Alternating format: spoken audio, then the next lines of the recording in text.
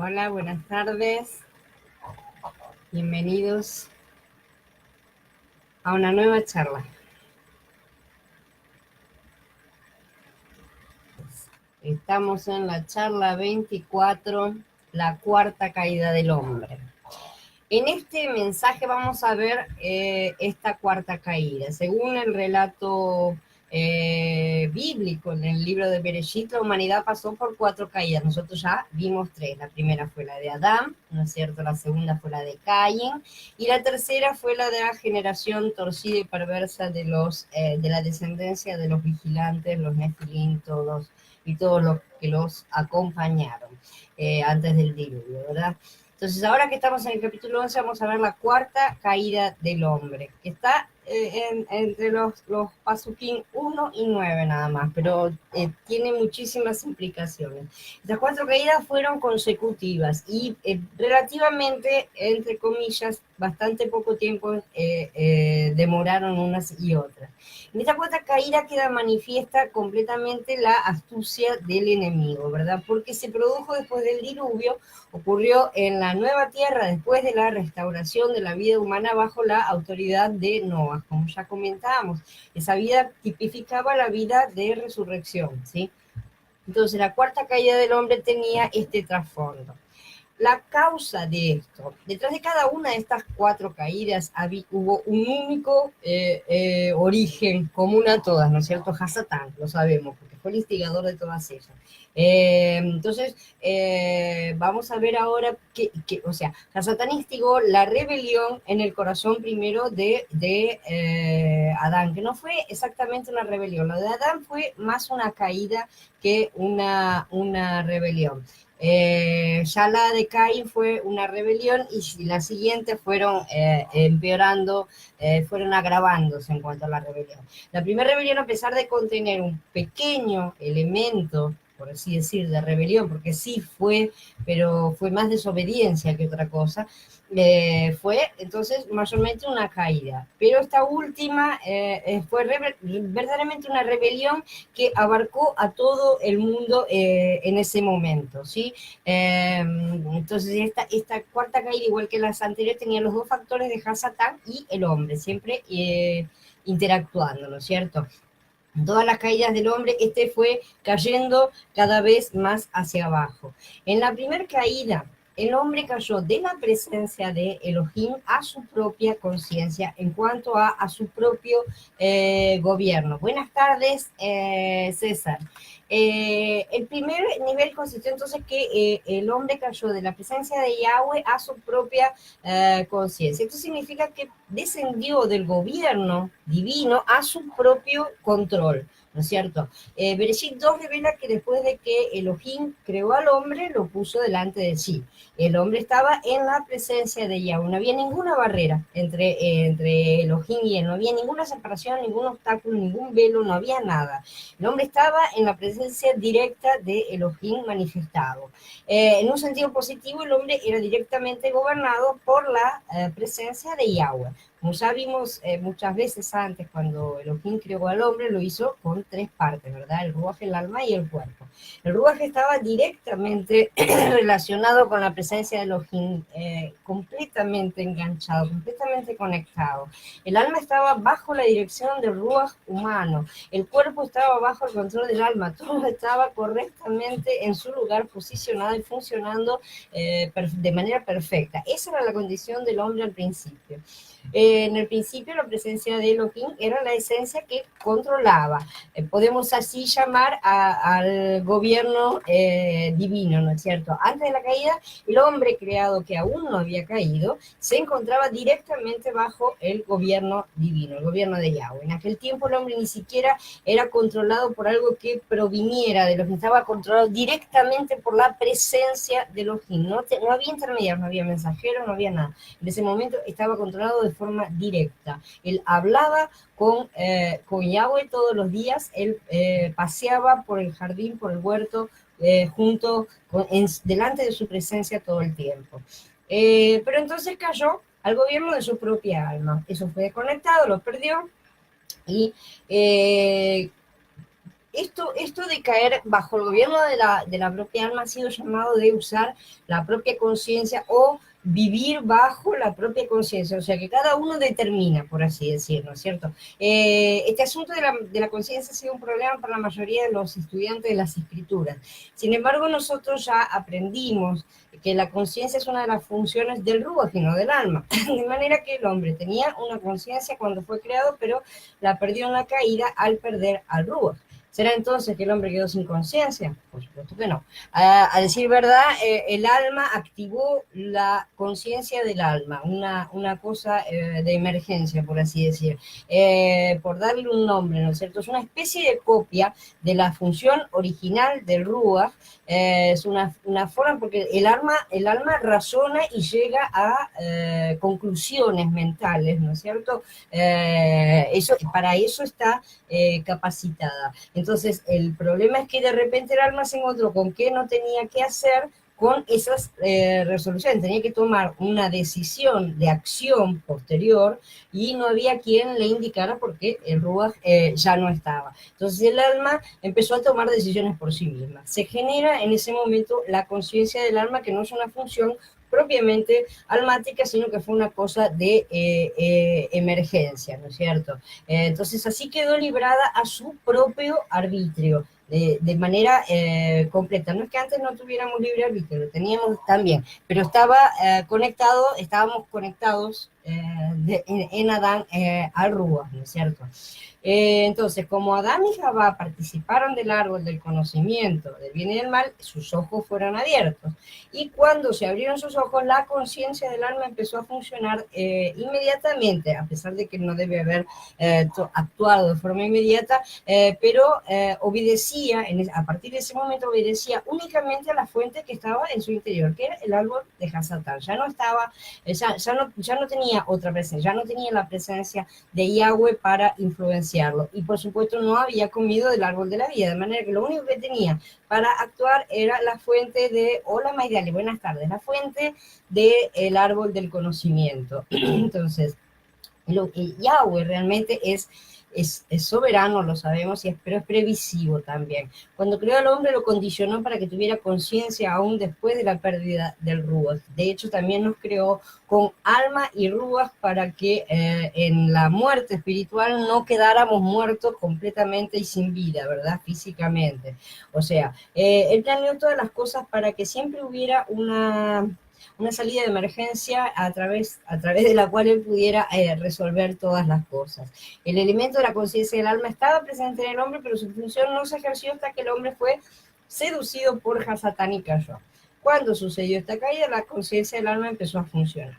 Es como una alarma de robo, ¿no es cierto? Una alarma contra un robo. La alarma es colocada, pero no funciona hasta que alguien intenta hacer algún robo, ¿no es cierto? Entonces, hasta ese momento la alarma queda parada y no hace absolutamente nada.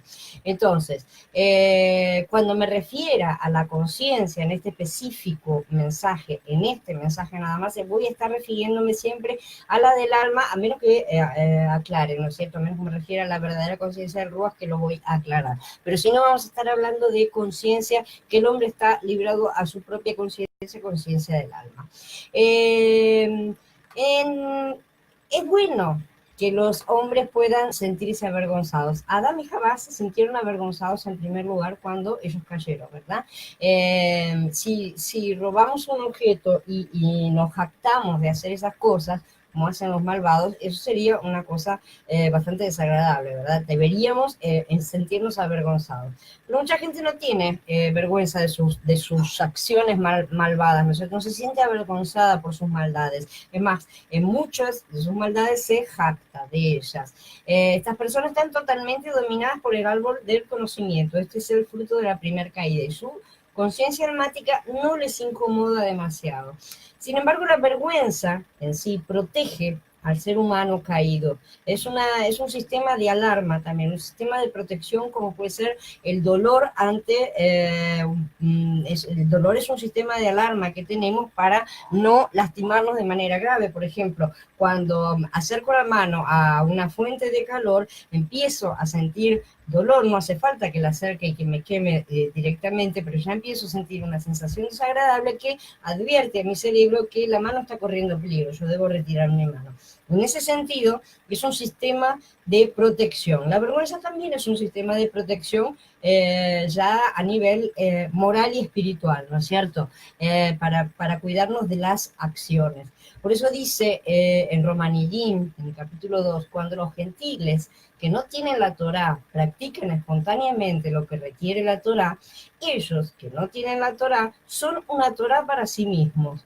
Con eso muestran el contenido de la Torá escrito en sus corazones. Por eso su conciencia les da testimonio y sus razonamientos se acusan o se defienden unos a otros. Entonces, Shaul está acá describiendo exactamente y muy claramente con una simple frase: hola Alfonso, buenas tardes. Todo lo que estoy explicando acerca de la diferencia de la conciencia del alma y la conciencia del Ruach. A pesar de no tener la función del Ruach, de cualquier manera tenemos un razonamiento, una conciencia que es almática, y los gentiles también la tienen. Y de manera que realmente podemos tener una conciencia buena y limpia en el alma, ¿no es cierto? De hecho, muchos incrédulos la tienen. Hay mucha gente buena que conocemos, ¿verdad? Buena, entre comillas, y buscan solamente hacer cosas buenas. Hay filántropos, hay personas que ayudan a otras personas y no son creyentes. Con todo, nosotros sabemos que eso no es suficiente para ser salvos, no es suficiente que sean buenos en sus acciones o que solamente hagan acciones, entre comillas, buenas, ¿no es cierto? Que no cometan acciones malas, negativas directamente. Nosotros sabemos perfectamente que la salvación pasa por otro lado. Entonces, la conciencia del alma tiene la capacidad de hacernos avergonzar de las malas acciones, aún siendo incrédulos. También los incrédulos pueden llegar a avergonzarse. Pero esta función sabemos también que puede desaparecer cuando los corazones son endurecidos. Esta función entonces ha preservado en gran medida el linaje humano a lo largo de toda la historia. La ha preservado hasta cierto punto. Actúa mucho más entre los menos contaminados genéticamente por el linaje de la serpiente, eso es obviamente, ¿no es cierto? Esto lo vemos reflejado en el hecho de que todas las civilizaciones que vamos a ir viendo a lo largo de la historia han desarrollado cada uno un cuerpo legislativo y judicial, para un cuerpo de leyes con el cual regulamentar el comportamiento de las personas, de los ciudadanos de determinada nación. Sin embargo, estas cosas sin Yahweh no pasan de leyes muertas. Pueden ser correctas, no es que no. Es más, pueden ser copias literales de la ley de Yahweh, pero sin Yahweh, y lo mismo le sucedió a Israel cuando mantuvo las leyes, pero sin Yahweh, no pasa de letra muerta, nada más. Sabemos que entonces a una práctica de la Torah sin Yahweh, sin Yahshua, es obra muerta, cuanto más si una persona adhiere directamente a ideas filosóficas u otras religiones, ¿no es cierto? Religiones falsas, será una cosa mucho más muerta aún, una cosa sin vida. Pero como en los tiempos de Noah, también es hoy, ¿verdad? Entonces, vemos cómo se ha deteriorado la condición humana en los últimos siglos y ha empeorado terriblemente en las últimas décadas, a un paso sumamente acelerado. En este momento la inmoralidad ya es completamente pública. Hace unos 50, 70 años atrás no se podía hacer de forma tan pública, todavía. Hoy por hoy ya es cualquier cosa. En tan poco tiempo, menos de un siglo. Incluso algunas personas se jactan de esa inmoralidad sin sentir la menor vergüenza. Parece que no tuvieran conciencia de ningún tipo. No hubiera conciencia ni del ruach, ni del alma, ni de nada. Son bastante semejantes a los animales. ¿Qué diferencia hay entre el hombre y los animales? Hasta el hombre incrédulo, como ya vimos, tiene una conciencia del alma que le da un sentido de vergüenza. Pero los animales no tienen esa conciencia. Entonces, las escrituras nos dicen: la ira de Elohim se manifiesta desde el cielo con piedad e injusticia, verdad. Porque lo que de Elohim se puede conocer es evidente entre ellos, pues Elohim se los ha hecho evidente, porque sus atributos invisibles, su eterno poder y su divinidad, se dejan ver desde la creación del mundo y se perciben en las cosas creadas, de modo que no tienen excusa. Porque habiendo conocido a Yahweh, no lo glorificaron como Elohim ni le dieron gracias, más bien se envanecieron en sus razonamientos y su mente insensata se les oscureció. Pretendiendo ser sabios, se volvieron necios y cambiaron la gloria del Elohim incorruptible por una imagen a la semejanza de hombre corruptible, de aves, de cuadrúpedos y de reptiles. Por eso Elohim los abandonó a la impureza en las pasiones de sus corazones, para deshonrar sus cuerpos entre ellos mismos. Ellos cambiaron la verdad de Elohim por la mentira y veneraron y rindieron culto a la creación antes que al Creador, quien es bendito para siempre. Por esa razón, Elohim los dejó a merced de pasiones vergonzosas, pues sus mujeres cambiaron las relaciones naturales por relaciones antinaturales. Y lo mismo hicieron los hombres. Dejando las relaciones naturales con la mujer, se encendieron en sus pasiones desordenadas unos con otros, cometiendo actos vergonzosos, hombres con hombres, y recibiendo en sí mismos el castigo que corresponde a su extravío. Como ellos no se dignaron tener en cuenta a Yahweh, los abandonó Elohim a una mente reprobada, para hacer lo que no se debe. Se han llenado de toda injusticia, maldad, avaricia y perversidad. Están colmados de envidia, homicidios, contiendas, engaños, mala intención. Son contenciosos, calumniadores, enemigos de Elohim, insolentes, arrogantes, jactanciosos, con inventiva para lo malo, desobedientes a sus padres, sin discernimiento, desleales, crueles y sin compasión. A pesar de que ellos reconocen el justo veredicto de Elohim, que los que practican tales cosas son dignos de muerte, no solo las hacen, sino que también se complacen en los que las practican. Romanillín, el capítulo 18 al 32, es bastante claro y duro y no hay forma de escapar de lo que las escrituras determinan y declaran. Hola Gaby. Entonces, esto forma parte de la soberanía de Elohim en su administración sobre el hombre. En la primera caída, el hombre cayó de la presencia de Elohim a su propia conciencia almática, quedó gobernándose a sí mismo. Caer de la presencia de Elohim fue realmente una cosa sumamente lamentable y ya vemos todas las consecuencias. Pero aún habiendo bajado a la conciencia del alma, esta seguía siendo una salvaguarda, seguía habiendo, a pesar de todo, un cierto límite. El hombre entonces cayó del gobierno de Yahweh, que es el gobierno teocrático, el gobierno de la divinidad, el gobierno de Elohim, a su autogobierno. En segundo lugar, en la segunda caída, el hombre cayó del gobierno de su propia conciencia a el control de otros seres humanos. El hombre no permaneció mucho tiempo bajo el gobierno de su propia conciencia, no le duró mucho.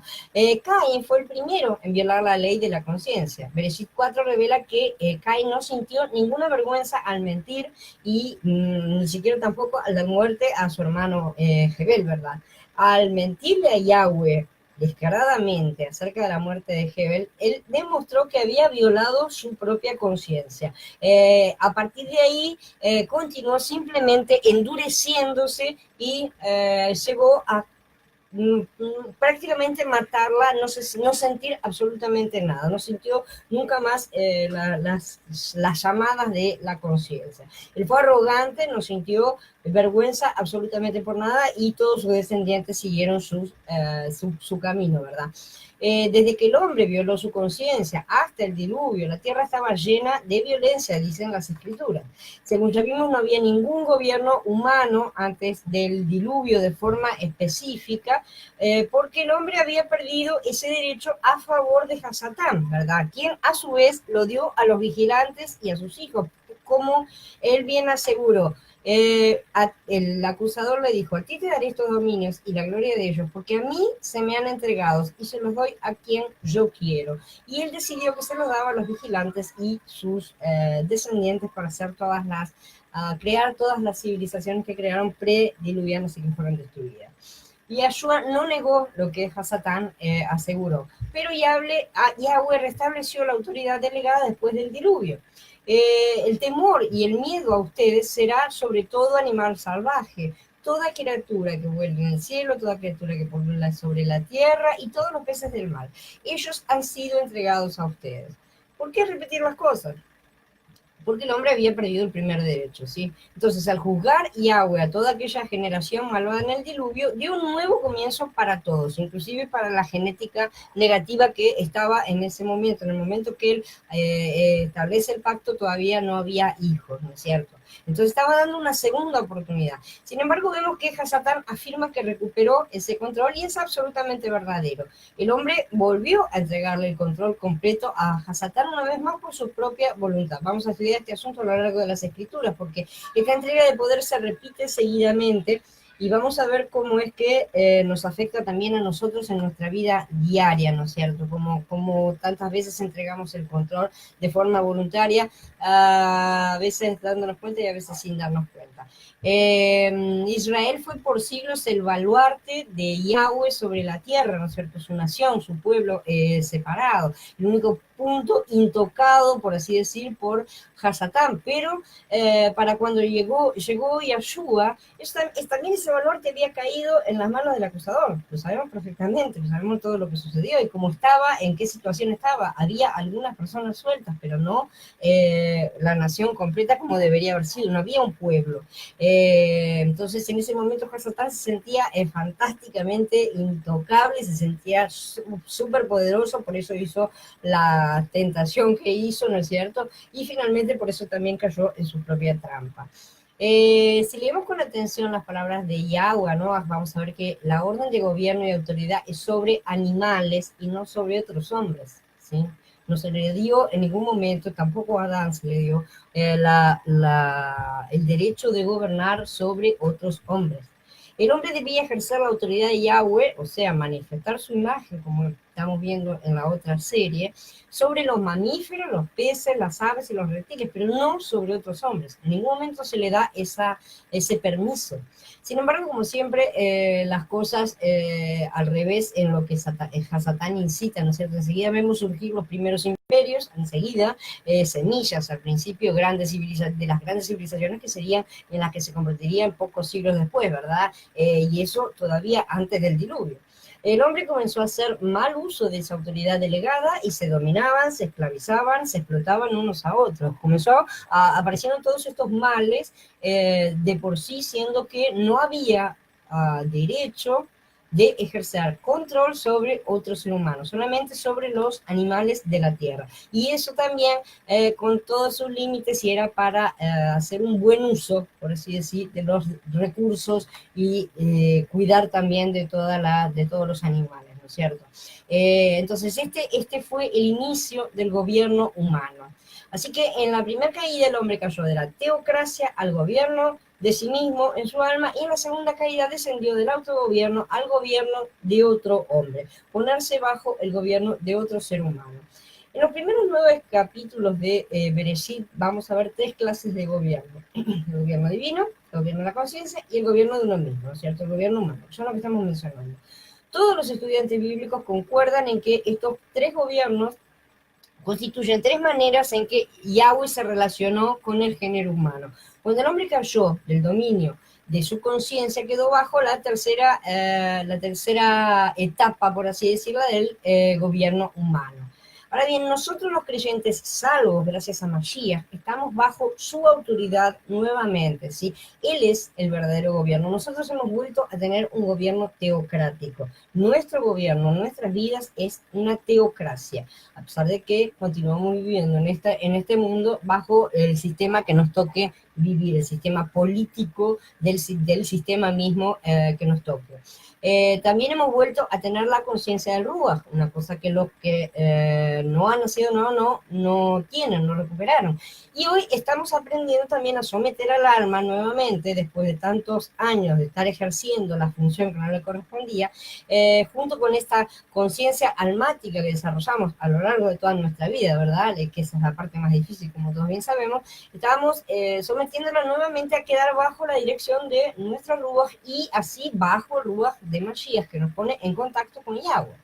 Pero además tenemos muchas autoridades delegadas: los padres de la casa, los hermanos más avanzados, los maestros en la escuela, el gobierno, el policía de la esquina, o sea, un montón de autoridades que nos rodean en diferentes ámbitos y aspectos.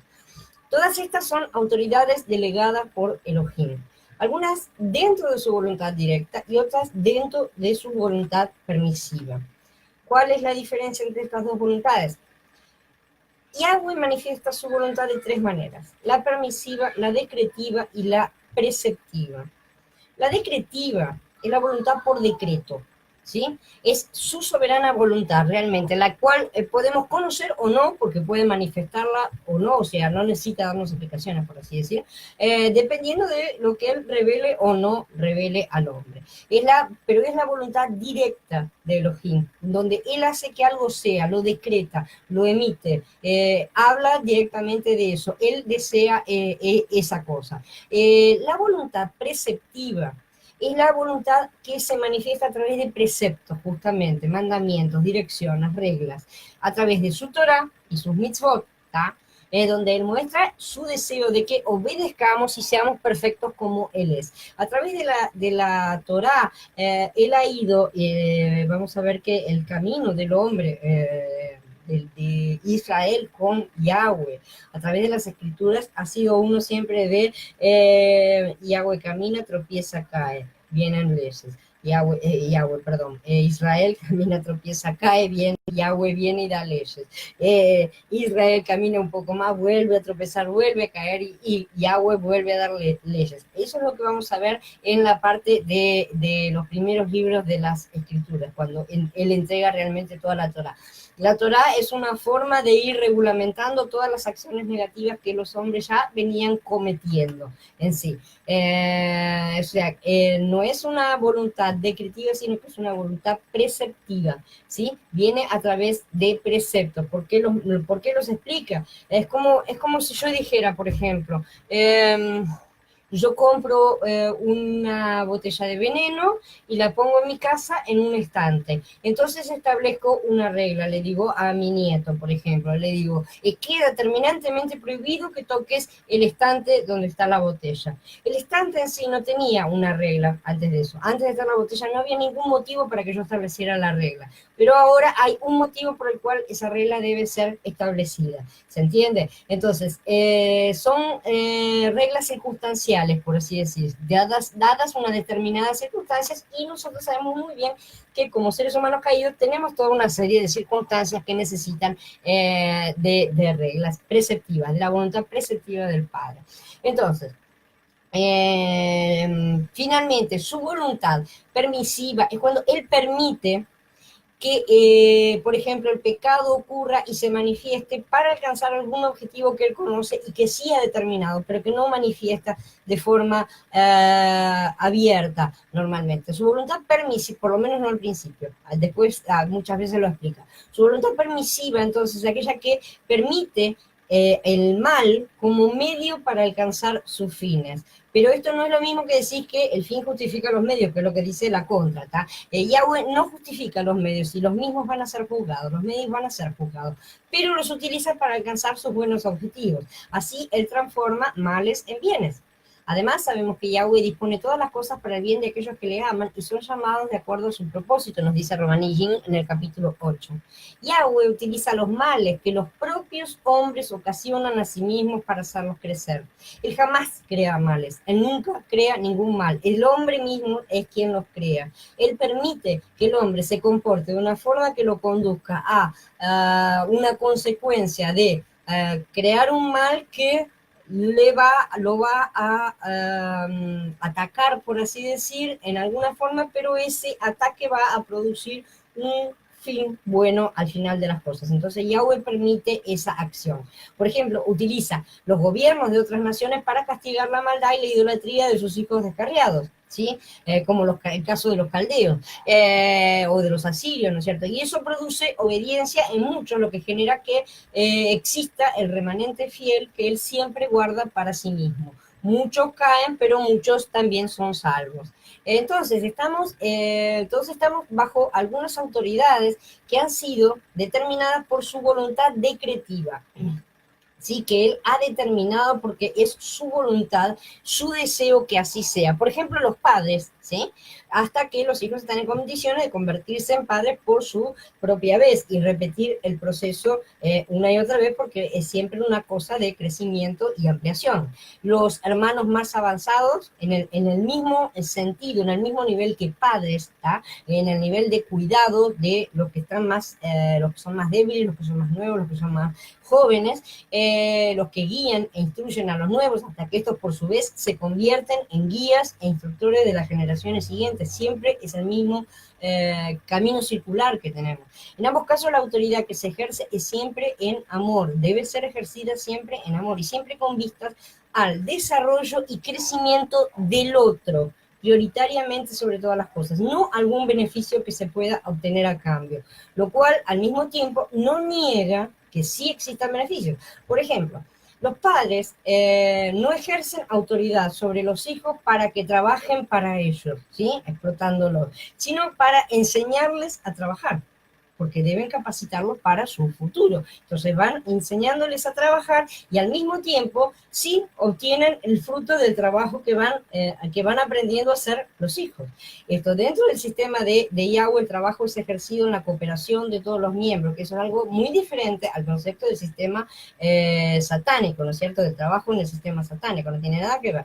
Mientras los hijos aprenden los frutos de su trabajo, van para el grupo familiar.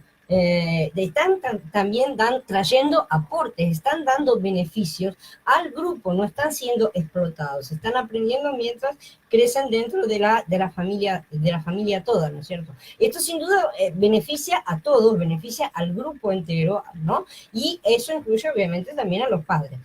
Los hijos también aprenden a ocuparse de los débiles del grupo, como dicen las escrituras, pobres, viudas y huérfanos. Son siempre recalcados, son siempre mencionados en todas las escrituras como siendo obligación de todos los miembros del cuerpo, porque es a través de los miembros del cuerpo, de nosotros, las personas, que Yahweh se manifiesta y se expresa. No es bueno, Dios lo va a ayudar.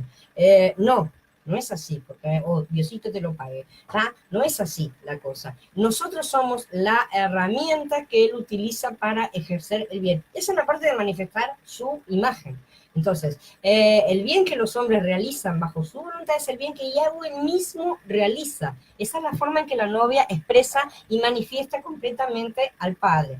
De la misma forma que se dice que los mensajeros ejecutan sus órdenes, ¿no es cierto?, los ángeles, y de esa forma se cumple su voluntad. Cuando hacemos lo que Él manda, eso es obedecer la Torah. Cuando hacemos las cosas que Él manda, lo estamos representando de forma correcta y de esa forma se cumple su voluntad, ¿sí? Lo expresamos a Él ante el mundo. De la misma manera, los nuevos creyentes se someten a los más avanzados no por poder, no debe haber poder jamás en esas cosas, sino por la comprensión de que han caminado más y andan más en el Ruach. Se supone que tendrían que tener más, eso no tiene nada que ver, ya lo he dicho, con la cantidad de años que puedan haber estado en una denominación, las personas, porque pueden seguir estando tan en el alma como desde el primer día. Este sometimiento también, nuevamente, exactamente lo mismo con los padres, no es ni para explotación ni para esclavitud. O sea que los que ejercen la autoridad deben hacerse siervos de los más nuevos, no gobernadores, no son reyes, son reyes en el sentido de que todos lo somos y ejercemos la autoridad, pero ejercer la autoridad no es explotar a los demás, sino hacerse siervos. Los avanzados no ejercen control, sino que brindan guía, protección contra errores y contra potestades también, ¿no es cierto?, contraataques de las potestades también, enseñanza. En este sentido son también beneficiarios de sus protegidos. Como dice en Román y en el capítulo 12, le digo a cada uno de ustedes, por el favor que se me ha concedido, que nadie se estime en más de lo que le conviene. O sea, cada uno debe estar siempre colocado en amor. Cuando uno está siempre trabajando en amor, nunca se considera más que los demás, sino que se estime con sensatez, conforme a la medida de fe que Elohim repartió a cada uno. Porque como en un solo cuerpo tenemos muchos miembros, pero todos los miembros no tienen la misma función, así nosotros, siendo muchos, formamos un solo cuerpo en el Mashiach. Y como miembros, todos nos pertenecemos unos a otros. Nos pertenecemos unos a otros, es como dice Shaul. en una familia, todos los miembros se pertenecen unos a otros. Nosotros formamos parte de la familia de Yahweh. De manera que tenemos dones que varían según el favor que se nos ha concedido. Eso no depende de nosotros. Si es de profecía, úsese conforme a la medida de la fe. Si es de servicio, en servir. El que enseña, úselo en la enseñanza. El que exhorta, en la exhortación. El que comparte, con liberalidad. El que preside, con diligencia. Y el que hace obras de caridad, con alegría. Que el amor sea sin fingimiento. Aborrezcan lo malo y adhiéranse a lo bueno. Quiéranse como hermanos, con cariño mutuo. O nuevamente, si somos hermanos, estamos en una familia. En cuanto a honra, que cada cual dé preferencia al otro. Siempre es lo mismo que decía Yoshua, no te vengas y trates de sentarte en el primer asiento, no sea cosa que te hagan levantar e irte al último. Entonces, primero quédate en tu lugar, que si es necesario, otros te honrarán. No sean perezosos en lo que requiere diligencia, sean fervientes en espíritu al servicio de Yahweh.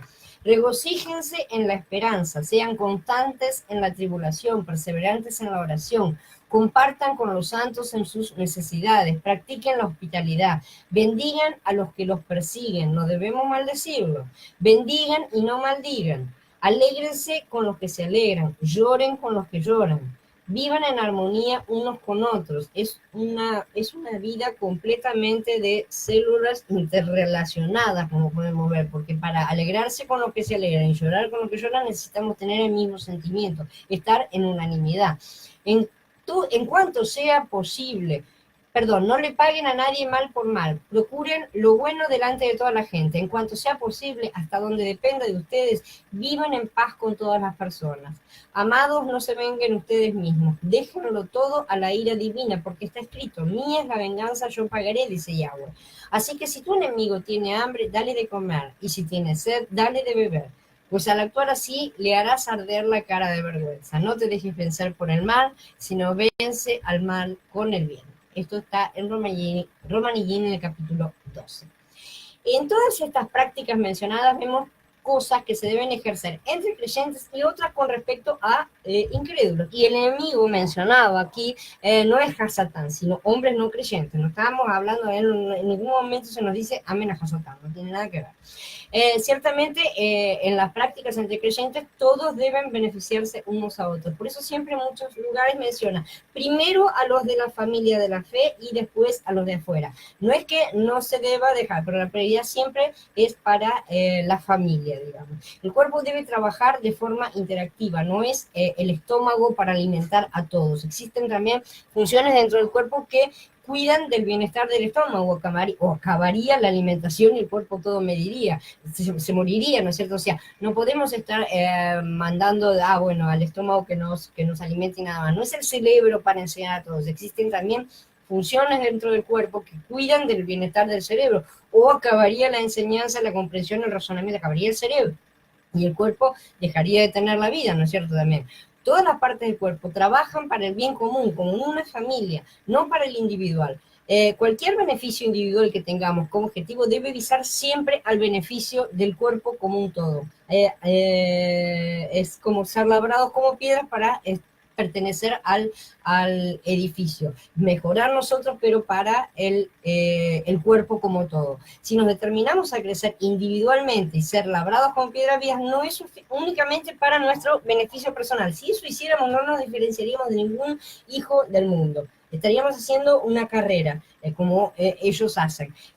Nosotros debemos, sí, crecer nosotros mismos, pero para el bienestar de todos, mientras somos labrados, mientras somos trabajados, quebrantados y todo en la edificación del templo de Yahweh.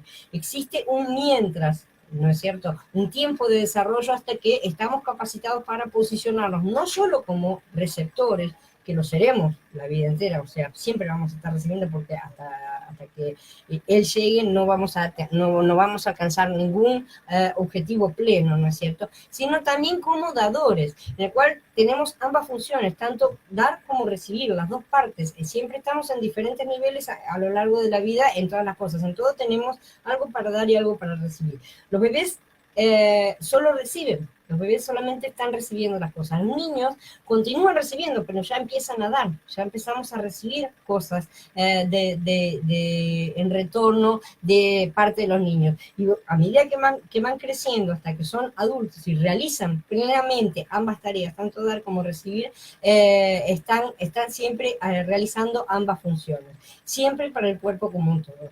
Entonces, aparte de estas autoridades que son las delegadas por la voluntad decretiva, ¿no es cierto?, de Yahweh. Hola Laura, buenas tardes. Tenemos otras, como por ejemplo los maestros en la escuela, los policías de la calle, los tribunales, el gobierno, el presidente, el rey, que es lo mismo que el presidente, etcétera. Depende, o sea, sabemos a qué tipo de autoridades nos estamos refiriendo. Son autoridades externas y provienen del mundo.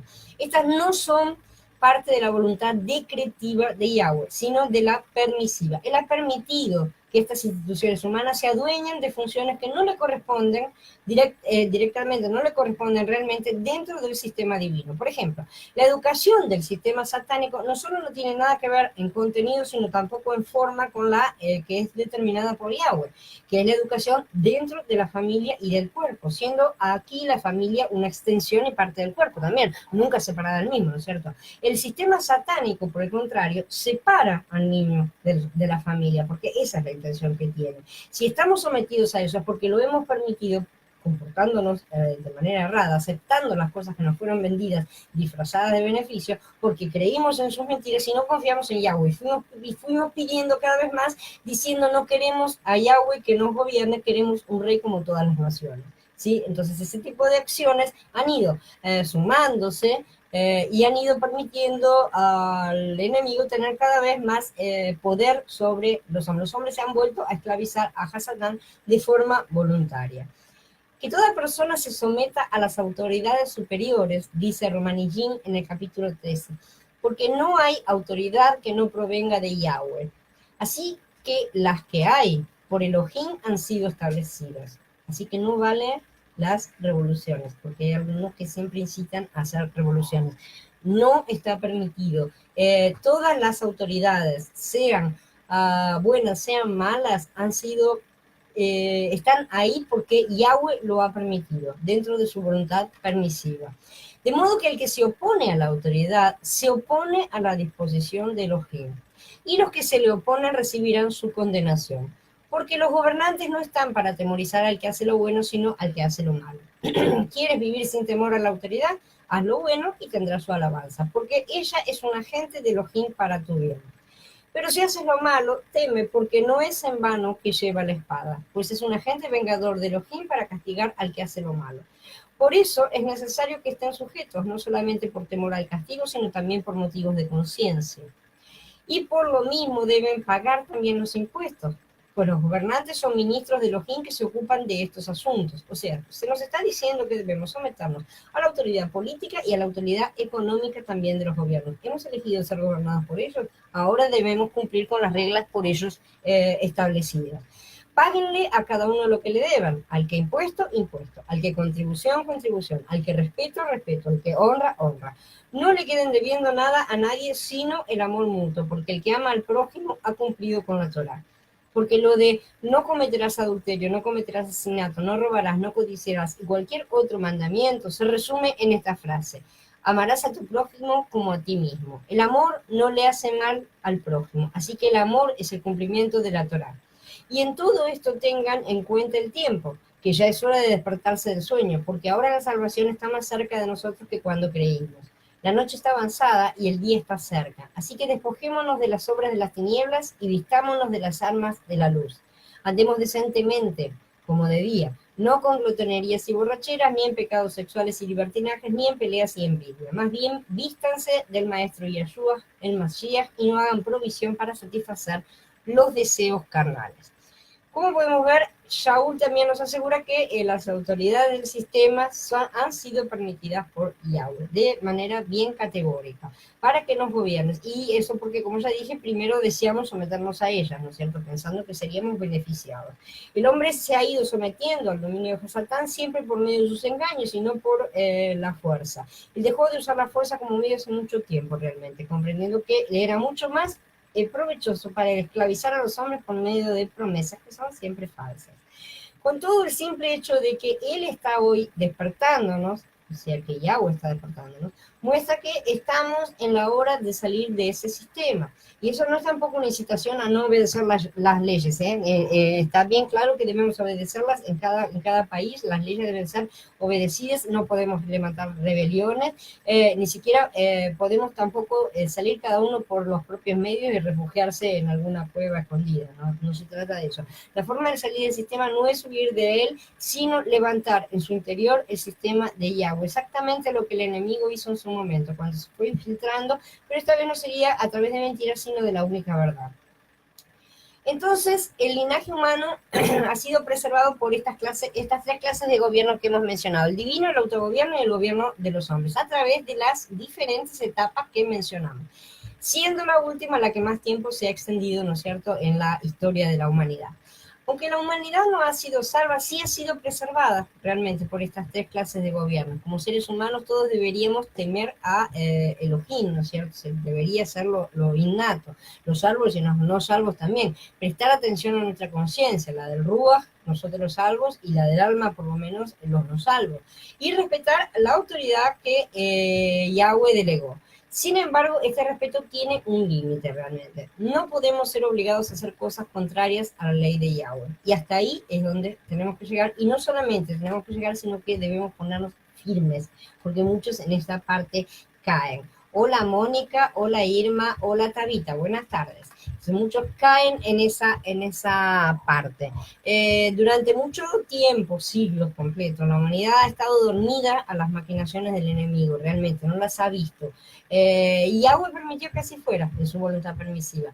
Pero hoy las intenciones maquiavélicas de este sistema satánico ya son más que evidentes, se están manifestando de una forma totalmente abierta y dando paso a todo tipo de actitudes directamente contrarias a la voluntad de Yahweh, inclusive atacando su persona misma. Este tipo de cosas no puede ni debe ser tolerado, ni aceptado, ni repetido, obviamente, por verdaderos creyentes, y por ese motivo el Ruach ya está despertando a todos. Debemos respetar a nuestros padres, a los administradores de la escuela y del gobierno, es verdad, pero eso siempre que no se opongan a las leyes de Yahweh. Y estos son los tiempos en los que nos encontramos, lamentablemente. ¿Debemos entonces luchar contra el sistema satánico? Ciertamente, pero siempre recordando que nuestra lucha no es contra carne y sangre, por lo que no promovemos rebeliones como el mundo las promueve. Los creyentes no nos rebelamos, simplemente dejamos, no obedecemos lo que Yahweh prohíbe. Si Él dice, esto no se hace, y viene la autoridad de que Él colocó encima de nosotros y nos quiere obligar a hacer eso, así como de la misma manera que los amigos de Daniel se negaron a adorar la estatua y fueron arrojados al horno, no fue que directamente, fueron salvados un ratito antes, no, ellos cayeron dentro de la hornalla, ¿sí? No se quemaron, pero cayeron dentro, hasta el final, hasta el último momento ellos estuvieron ahí, estuvieron firmes. Esa es la postura que debemos tener delante de ese tipo de cosas. No podemos obedecer cosas que sean contrarias a lo que Yahweh nos manda. Hasta ahí ese es el límite que tenemos para obedecer a las autoridades. En eso está realmente la fortaleza y la firmeza de los Kadoshim, ¿sí? Y en eso debe aparecer con fuerza el cuerpo, porque en todas estas cosas donde ya hemos comenzado a ser perseguidos, porque todos hemos tenido algún tipo de experiencia bastante, aunque no ha sido realmente una cosa tan peligrosa como para la vida, de cualquier manera sabemos lo que es tener persecuciones aquí en Internet, nada más, ¿no es cierto? Resistir a las mismas no es una cuestión individual, entonces estaríamos basándonos en nuestra fuerza propia. No podemos seguir haciendo las cosas en el alma. Resistir, revelar la verdad de Yahweh, salir del sistema son cosas del cuerpo, son cosas de la novia, no cosas individuales. La obra salvadora de Elohim se mueve en una dirección opuesta a la de la caída del hombre. El hombre va cayendo para allá y la obra de Yahweh va para el otro lado opuestamente. Primero entonces el hombre cayó de la presencia de Elohim a la conciencia del hombre, después a la conciencia del gobierno humano y finalmente pasa ahora, vamos a ver, del gobierno humano a la rebelión instigada por Hasatán. En la obra salvadora de Elohim, primero somos salvos de la rebelión y conducidos al gobierno humano. Luego del gobierno humano a la conciencia del alma, y finalmente somos salvos de la conciencia del alma a reactivar la función de la conciencia del Ruach para vivir la presencia de Yahweh en nuestro Ruach. Él nos hace hacer el camino exactamente a la inversa, o sea, nos hemos alejado tanto, tenemos que volver atrás. ¿Sí? Entonces la cosa no es, Él nos salva y automáticamente estamos en su presencia, de ninguna manera. Primero vamos a pasar de nuevo por todas las fases, pero al revés, revirtiendo los males que esas fases han creado nosotros mismos. Mientras en todo ese camino, en reversa, por así decir, vamos siendo quebrantados, vamos siendo disciplinados, vamos siendo educados para recuperar las partes perdidas y convertirnos realmente en las piedras que debemos ser para su edificio. Entonces, en tercer lugar, el hombre cae del gobierno humano a la instigación de Hasatán. La caída del anterior, entonces ya sabemos que no fue la caída final. Inclusive después de haber caído bajo el gobierno de otros seres humanos, Hasatán consiguió darle una vuelta más de tuerca a la cosa. El hombre cayó más porque descendió del gobierno humano a la instigación de Hasatán.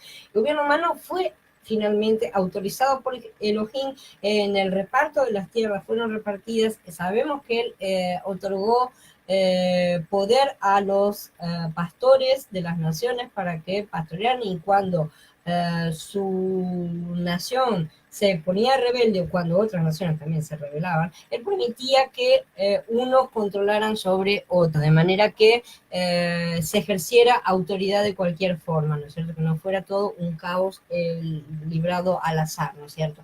Entonces el gobierno humano sí fue autorizado por Elohim, pero no por su voluntad, sabemos, deseada, ¿no es cierto?, sino por su voluntad permisiva. Pero Hasatán usó la autoridad que Elohim le había dado al hombre para formar naciones e instigar una rebelión en contra de Yahweh de forma directa, usando estas naciones como medios. Por consiguiente, el hombre cayó en una rebelión completamente abierta en contra de Elohim en más de una ocasión, ¿no es cierto? Y por eso vamos a ver varios juicios a lo largo de las Escrituras. A pesar de que Yahweh siempre hizo uso de las maldades de Hasatán para provocar resultados positivos, como ya hemos dicho, en su edificio, ciertamente no aprueba ni deja pasar de largo las transgresiones y las rebeliones de los dominadores. Todas serán juzgadas, ¿no es cierto? Podrá usarlo para castigar a su pueblo y a otras naciones, pero como dice el Sefer Hanoch, todas las transgresiones de los pastores en matar más de lo debido fueron siempre anotadas y consignadas ante su presencia para el día de su juicio. ¿Qué es la rebelión? La rebelión es la negación del derecho y la autoridad de quien lo está ejerciendo, de quien está ejerciendo ese poder. En la rebelión de Babel, el hombre declaró que rechazaba el derecho de Elohim y que se independizaba totalmente de la autoridad de Elohim. Lo declaró a los gritos, ¿sí?, levantando una torre. Vemos eso en el mundo actual también. Algunas personas dicen, ¿quién es Yahweh? ¿Quién es Elohim? De la misma manera que lo decía Faraón, ¿quién es Yahweh para que yo lo obedezca? Con ese mismo tono de soberbio.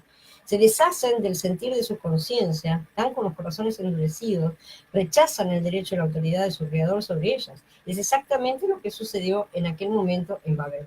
En esa rebelión los hombres rechazaron el derecho y la autoridad de Yahweh sobre ellos. Y aún hoy existe esta misma tendencia, parte de la humanidad todavía no es partidaria por completo de esta postura, pero es una cuestión de tiempo, ¿no es cierto? Esa es la razón también por la cual Yahweh permite que el hombre permanezca sobre la tierra. Si el linaje humano de repente se hiciese semejante al hombre de Babel, entonces Yahweh tendría que decir, es tiempo de intervenir y hacer la nueva limpieza. Y eso es lo que sucederá cuando todo llegue al colmo de la maldad, que es lo que está escrito siempre, ¿no es cierto?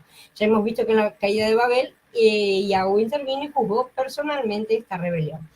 Y la cuarta caída entonces fue más que una caída, fue una rebelión abierta. Y una vez más, insisto, fue por instigación satánica. La cuarta caída no fue un asunto de inmoralidad, no fue de homicidio, no fue de violencia, no fue nada de las cosas que habían sucedido anteriormente. Si leemos el relato de la cuarta caída del hombre en Bereshit 11, vamos a ver que no menciona nada absolutamente de inmoralidad ni de violencia. Es más, por este motivo muchas personas ateos en el mundo o no creyentes, incrédulos, dicen, ¿qué hay de malo? ¿No es cierto? Entonces, muchos creyentes nuevos también piensan lo mismo, ¿no? Piensan que no hay nada de malo en construir una torre o levantar una ciudad. ¿Qué hay de malo en hacer eso? ¿No es cierto? Que sobre todo porque nosotros tenemos este ejemplo dentro del cual vivimos. Pero entonces, no, esta gente tampoco generalmente no acostumbra, porque son muy nuevos o porque no han sido salvos, no ven nada de malo tampoco en la primera caída, ni en las otras, generalmente, porque no ven la desobediencia como una cosa tan grave que merezca pena de muerte, ni tampoco creen que ser independientes sea una mala cosa, porque no entienden que ser independientes es desconectarse de una fuente. Y desconectarse a una fuente quiere decir que me voy a tener que conectar en algún otro lugar porque yo no soy una fuente en mí mismo. Entonces me tengo que conectar a otra fuente. Ahí es que me estoy revelando de esta fuente y yéndome para la otra. Simplemente esta gente, los no salvos o los nuevos también, no ven estas cosas. Pero son muy nuevos, ¿no es cierto? Mucho menos ven que detrás de esta rebelión estaba la instigación satánica. Eso no lo ven generalmente, pero para nada. Por consiguiente, la cuarta caída del hombre debe ser llamada abiertamente rebelión. En esta caída, la cuestión era determinar quién tenía el derecho y la autoridad en el universo. ¿Pertenecen el derecho y la autoridad a Elohim o al hombre? ¿Quién lo tenía? Esa era la lucha. Ciertamente pertenecen a Yahweh, ¿no es cierto? Él es el creador, que es el dueño de todo, así que todo derecho y autoridad debe ser suyo. En Babel, las criaturas de Elohim se rebelaron contra él, ¿no es cierto? Dando a entender que no se interesaban en lo que él hiciera, pensara o deseara. Afirmaron ser los dueños de sí mismos, que esa autoridad les pertenecía y que harían todo lo que quisieran. No es muy diferente de lo que estamos viviendo ahora. Esta es la clara diferencia entre una caída y una rebelión. Son bastante diferentes. Entonces, en ese momento el hombre se colocó bajo el dominio completo de Hasatán. ¿Sí? Una vez más. El hombre colaboró con Hasatán. Esto nos conduce a la consecuencia de la cuarta caída, como podemos ver, la rebelión de la humanidad. La humanidad entera se rebela, no solo Hasatán. Ella había hecho su rebelión, pero consiguió que todos se rebelaran, pero se rebelaran de forma abierta, porque las primeras caídas, las otras caídas fueron transgresiones de cosas, pero no se habían revelado de forma abierta. En esta sí. Toda la humanidad se rebeló colectivamente contra el derecho y la autoridad de Elohim. Como ya dijimos, lo que estaba en juego era quién era el que iba a tener ese derecho sobre el universo, sobre la tierra, ¿no es cierto? ¿Quién iba a tener la tierra? Entonces, ¿por qué sucedieron estas cosas y qué provocaron como consecuencias? Hola Jorge, buenas tardes. Hola Romero Nelson, buenas tardes, bienvenidos. En primer lugar, el hombre no usa su ruaj. En la primera caída, el hombre no usó su ruaj. Sabemos, si leemos Bereshit 3, vemos que Adán y Jabá se habían olvidado de su ruaj, no lo usaron para nada. Esa fue una caída individual con consecuencias corporativas que afectaron a la genética. En segundo lugar, el hombre actúa con el alma. En la segunda caída el hombre actuó con el alma directamente. Si leemos la historia de Caín en Bereshit 4, vamos a ver que él era un hombre regido por el alma 100% y el cuerpo posteriormente. Él estaba totalmente fuera de su ruaj. Esta también fue una caída individual con consecuencias corporativas que también afectaron la genética, ¿no es cierto? Pero ya agravando a la primera. En tercer lugar, el hombre anda conforme a la carne. En la tercera caída, el hombre anduvo conforme a la carne. ¿Sí? Podemos ver las tres etapas, porque son bastante claras las tres etapas. Salir del ruaj, caer del alma y caer al cuerpo, ¿no es cierto? De la caída de Adán, la caída de Caín y la de los vigilantes. Por lo tanto, ya en Bereshit 6, el hombre se había hecho carne, como está escrito, por eso que debía ser eliminado. Esta fue una caída corporativa ya, con consecuencias corporativas. La eliminación de la sociedad contaminada, la mala generación por un lado, y más agravantes a nivel genético, que ya lo sabemos. En cuarto lugar, el ser humano en su totalidad se levanta colectivamente después del diluvio para rebelarse contra Elohim. En la cuarta caída se rebelan todos juntos, ¿no es cierto? Todo el ser humano entero como un cuerpo fue alborotado totalmente por Hasatán a fin de rebelarse en contra de Yahweh. Si consideramos nuestra propia experiencia, vamos a encontrar estos 4 puntos en nuestro interior también. A veces no usamos nuestro ruach y a veces nos dejamos conducir por el alma. En otras ocasiones somos mucho peor porque nos condujimos directamente por la carne, no escuchamos nada. Otras veces la situación empeora más todavía, porque dentro de nosotros podemos decir, no me intereso por Yahweh, no me interesa nada. Creo que todos hemos dicho esto en algún momento de nuestras vidas, sobre todo antes de ser salvos, ¿no es cierto? No creo que haya una excepción en cuanto a los seres humanos en estas cosas.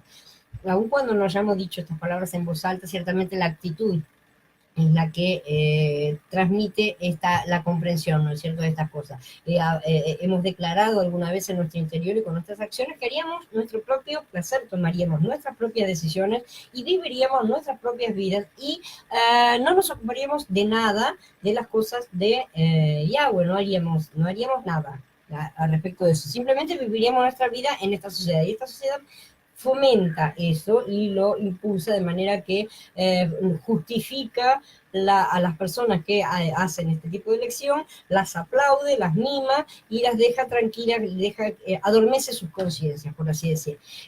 Aún después de entrar en la vida de la congregación de Kadoshim, todavía permanece dentro de nosotros bastante de esta clase de instigación satánica a la que hemos sido sometidos, porque esto forma parte de la manipulación a la cual estamos sometidos, de la educación que el sistema nos ha dado. Cuando decimos que no nos interesa Yahweh, que no nos interesa su obra, que la construcción de su cuerpo, su novia, no nos interesa, que no queremos hacer las cosas, que solamente queremos hacer nuestra vida individual.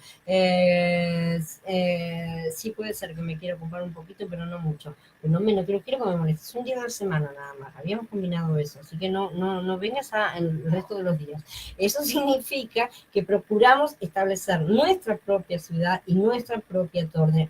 Nosotros estamos rebelándonos cuando hacemos esas cosas y esto proviene de la instigación de Hasatán. Estamos levantando una Babel en nuestro interior. Muchas veces lo hacemos y debemos superar esa etapa. En quinto lugar, el hombre cae en lo más bajo, ¿no es cierto? En esta cuarta caída cayó en la parte más vil y más abajo no podía ir. Ya había tocado fondo. Esta última caída finalmente forzó a Elohim a abandonar realmente el linaje adánico en sí como un todo. Él decidió realmente abandonar el linaje creado. Ya no podía esperar nada del hombre. Llegó hasta tal punto que él ya no pudo hacer más nada. Todos estaban encerrados bajo pecado. Pero a pesar de haber abandonado el linaje creado, él no abandonó su propósito para con el hombre. A pesar de tener una apariencia de abandono total, eso estaba también dentro de su plan. Por una parte, abandonó al linaje adámico, o eso pareció visiblemente, pero por otra llamó a un hombre, ¿sí?, a salir del linaje caído para iniciar algo nuevo. El nombre de esta persona fue Abraham, que vamos a ver un poco más adelante. Las escrituras relatan cómo él llegó a ser la cabeza de un nuevo linaje. Adán fue la cabeza del linaje creado y Abraham fue la cabeza del linaje llamado, ¿sí? En los siguientes mensajes vamos a ver mucho acerca de estas cosas. En este momento lo vamos a mencionar y nada más. Entonces, Mashiach tenía que cumplir su propósito, ¿no es cierto? A pesar de la instigación de Hasatán y la rebelión del hombre, Yahweh sigue siendo Elohim y lo que él había dicho que debía suceder. Entonces, él tomó previdencias a ese respecto. Toda esta elección, todas estas cosas fueron hechas antes de la fundación del mundo, ¿sí? Él planeó en todas las cosas a su manera, ¿no es cierto? Y las efectuó conforme a su plan. Entonces tenemos ahora el proceso de la rebelión que siguieron estos individuos en Babel. En primer lugar, ellos conspiraron para rebelarse contra Elohim. En esta rebelión hubo una conspiración. En el capítulo 11 dice, se dijeron unos a otros. Eso es una conspiración. Bajo la instigación de Hasatán, los hombres se unieron para conspirar y rebelarse contra Elohim. La rebelión contra Yahweh es instigada y siempre empieza con una conspiración, ¿sí? Con personas hablando entre sí para hacer algo. En el transcurso de las generaciones, a menudo esta conspiración contra Yahweh se ha producido y la hemos visto repetidas veces. La primera fue en Babel. Este fue el comienzo, esta es la semilla, ¿no es cierto? Este fue el comienzo de la rebelión de los hombres contra Yahweh. Bajo la instigación de Hasatar, el hombre decidió abandonar de forma colectiva, no como una persona, sino como el cuerpo de Hasatán, por así decir, ¿sí? Y lo ha seguido haciendo, y siempre comienza con una conspiración. Por eso es necesario desacreditar a quienes descubren sus planes, llamándolos de conspiranoicos, a fin de ridicularizar la situación y minimizar las acusaciones, ¿verdad? En segundo lugar, ellos hicieron ladrillos de la tierra con la labor humana. Ellos hicieron ladrillos y los cosieron a fuego, dice el Pasuk 3. Aparentemente parece una historia bastante simple, ¿no es cierto? Una cosa de construcción, ¿no? La historia de un pequeño albañil. Hasta los niños conocen toda esta historia, ¿no es cierto? Pero su significado es profundo. Según la revelación bíblica, en su totalidad, el edificio de Elohim jamás fue hecho con ladrillos. El edificio de Yahweh está hecho de piedras labradas, que Él labra, no nosotros, Él labra. Finalmente, la nueva Jerusalén será construida con piedras preciosas, porque esa es la forma final del labrado de las piedras, ¿sí? Las piedras difieren muchísimo de los ladrillos. Las piedras son hechas por Yahweh y los ladrillos por los hombres. Las piedras preciosas no solo son simplemente hechas por Yahweh, sino que son el producto de su acción en piedras comunes, son transformadas con él. Todos habrán oído hablar acerca del proceso que convierte un pedazo de carbón en un diamante, ¿no es cierto? Es un proceso de gran presión que se inflige sobre el carbón y termina produciendo un diamante. Bueno, ese es el proceso de labrado de las piedras que somos nosotros y terminaremos siendo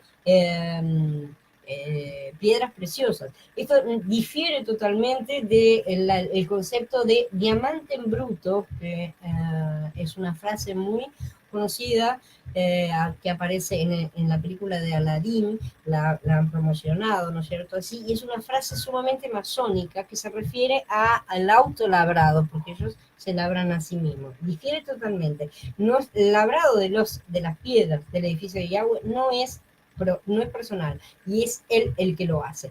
Pero los ladrillos sí son hechos por hombre, ¿no es cierto? Y además usan barro, ¿sí? En Babel el hombre quemaba el barro y lo convertía en ladrillos, lo quemaba, lo convertía en ladrillos para construir la ciudad y la torre. Faraón también construyó ciudades, ¿no es cierto?, de almacenaje con ladrillos, lo vamos a ver después en Éxodo. Según el relato bíblico, la tierra fue creada para el desarrollo de la vida, ¿no es cierto? Eso lo vemos en el primer capítulo. El crecimiento de la vida requiere de ciertos elementos. La tierra tiene todos los elementos necesarios para producir la vida, y eso ya también lo vimos cómo se desarrolla. Incluso crecemos físicamente con los elementos contenidos en la tierra, la carne, las verduras, los cereales, todas las cosas que comemos provienen de la tierra, directa o indirectamente, ¿no es cierto? Todos los elementos que nutren y hacen crecer que encontramos en estos productos provienen de la tierra. Por lo tanto, la tierra contiene los elementos necesarios para el desarrollo de la vida. Y ya vimos también que la tierra que emergió de las aguas en Bereshit 1 era también un tipo de Mashiach, ¿no es cierto? Entonces, ¿qué significa hacer ladrillos? Consiste en matar y quemar todo elemento terrenal que produzca vida por causa de la edificación del hombre. ¿Tá? Quemar es eliminar por completo lo que da vida. Si entendemos esto, vamos a ver que hoy en día toda sociedad y toda cultura humana quema la tierra para hacer ladrillos. Por ejemplo, las escuelas matan el elemento que produce la vida y lo queman a fin de hacer ladrillos, son cuadraditos con la mentalidad inculcada por el sistema, ¿sí? Nuestras ciudades no permiten que la vida respire en ella, y esto es físico. Todo lo cubrimos con asfalto o baldosas en las veredas, ¿no es cierto?, para que no se vea la tierra y su vida. Eso también nos enferma y nos mata, no solo está eliminando las principales productoras de oxígeno, que son las plantas, ¿no es cierto?, los árboles, sino fomentando nuestro contacto con criaturas de muerte, hongos y bacterias que se desarrollan en lugares muertos, produciendo moho, por ejemplo, y provocando enfermedades crónicas que ni siquiera percibimos y que nos van debilitando de a poco.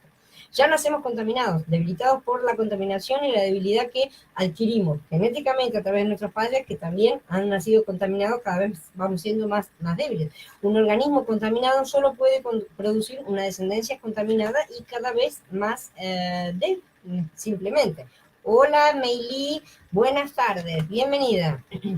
En tipología, La tierra sabemos que representa a la humanidad, que ha sido producida del polvo, ¿no es cierto? Nosotros somos polvo, somos barro. La rebelión, instigada por Hasatán, mata con fuego el elemento que dentro del hombre produce vida y lo desvía y lo induce a construir algo en contra de Elohim. Eso es lo que sucedió en Babel y según el mismo principio lo que ha sucedido en toda la historia humana. La ideología satánica quema todo rastro de vida. Y Yahshua es la vida que está en la tierra, que ha emergido de las aguas. Y Satán siempre está tratando de eliminarlo. Hacer ladrillos requiere el trabajo humano, mano de obra, mucha labor, ¿no es cierto? El hombre, por haber rechazado a Elohim, tiene que trabajar mucho para construir algo. Toda la historia humana es un relato de lo que el hombre construye con su trabajo y con la tierra, que es la humanidad, usada incorrectamente. Babel fue construida usando incorrectamente la tierra, además del trabajo humano. En tercer lugar, construyen una ciudad para tener una vida fabricada por el hombre y desprovista de Yahweh. Construir con el trabajo humano, usando la tierra de manera incorrecta, como decimos, equivale simplemente a edificar una vida fabricada por el hombre, una vida desprovista de Elohim, desprovista del elemento de vida. La ciudad construida en Babel no podía producir nada. En esto era una simple continuación de la primera ciudad edificada en este mundo, la ciudad de Hanok, ¿verdad? Que fue edificada por Caín, que ya lo vimos, el primer rebelde, con el nombre de su hijo. Ambas estaban desprovistas de Elohim y por lo tanto estaban desprovistas de vida, son ciudades de muerte. Observemos ahora a nuestro alrededor la cultura humana, la sociedad, la condición del mundo. ¿Qué está haciendo la gente? Está quemando la tierra y haciendo ladrillos para construir una ciudad sin Elohim y sin vida, ¿sí? ¿Cuál es el ideal de vida de estas ciudades? El que venden para un futuro mejor, que te venden en las publicidades y todo cuando quieren promocionarte las cosas. Las ciudades futuristas, que desde siempre han estado promoviendo la sociedad satánica, son lugares sin vida, edificados con ladrillos que queman toda vida, promoviendo el transhumanismo, la ciencia, la nanotecnología, la biogenética, etcétera, ¿no es cierto? Todos esos mundos futurísticos, súper tecnológicos, como medios ideales para producir todo sintético, es decir, a partir de elementos inorgánicos. Vida que no tiene vida, es una falsa vida. Esta es la sociedad actual. Cada sociedad levantada por Satán es una cabeza más de la bestia de Babel. La sociedad actual está constituida con ladrillos hechos por hombres que queman el elemento productor de la vida de la tierra que ha sido creada por Yahweh. ¿Han visto ustedes alguna ciudad que no haga esto? Yo no vi ninguna. Si han visto alguna, esa debería ser una congregación de Kadoshim. Es la única cosa. El mundo no lo ha visto, por lo tanto no hay mucha congregación de Kadoshim que estén edificando correctamente. La novia no quema la tierra, obviamente, la novia no quema. La congregación de los Kadoshim labra la tierra y siembra semilla en ella. La novia no edifica una ciudad sin vida y sin Yahweh, sino una ciudad llena de Elohim y de vida. En la novia, que es la nueva Jerusalén, que está siendo construida, el edificio está hecho de piedras preciosas y no de ladrillos, que, ya sabemos, proceden de la quema de la tierra, de la eliminación de la vida. La gente quema y saca todo lo que tiene vida y hace ladrillo no solo en la sociedad secular, sino también hasta cierto grado en la supuesta sociedad creyente. ¿Ah? Hay muchas cosas que en el cristianismo, en el judaísmo y también en el mesianismo son totalmente ladrillos quemados. Muchos queman por completo el elemento que produce vida para edificar una ciudad sin Elohim y sin vida, a su gusto, dentro de su entendimiento, de sus deseos, de las cosas que quieren.